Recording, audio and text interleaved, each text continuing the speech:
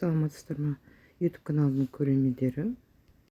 Бүгін сіздермен жұмыртқалы рулет сүзбелі ірімшікпен жасалу тәсілімен бөлісетін боламын.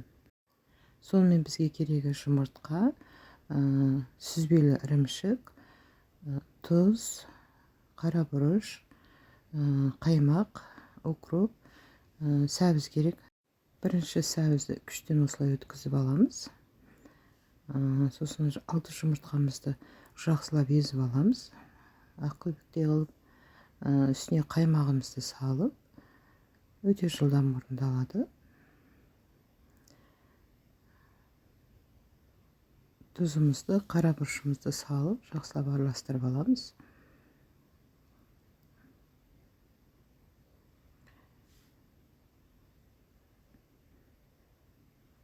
Осылай бір қапты үстіне сәбізімізді салып, араластырып, табаға салатын боламыз.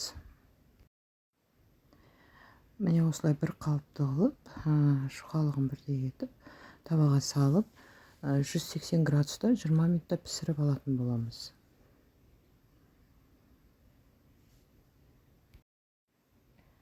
Оған дейін укробымызды тураймыз.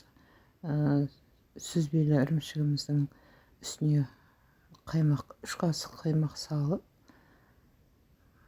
укробымызды араластырып,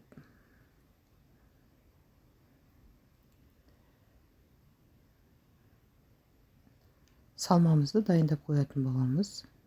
Жақсылап араластырып, бір қалыпты келіпке келтіріп, міне біздің рулетіміз дайын болды. Кішкене суытып аламыз да, аударып, астың қабатын алып алатын боламыз. Уже салқындады. Міне енді салмамызды салып, орап, рулет қылып, мұздатқышта 1 сағатқа қойып қоятын боламыз. Өзінің пергамент қағазына орап аламын. Сөйтіп, мұздатқышқа қойып қоямыз 1 сағатқа. Осылай.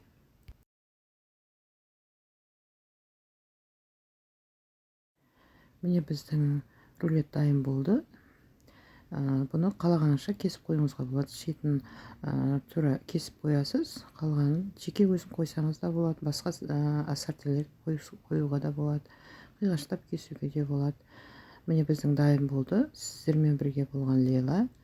Лайк басып, комментарий жазып отырыңыздар.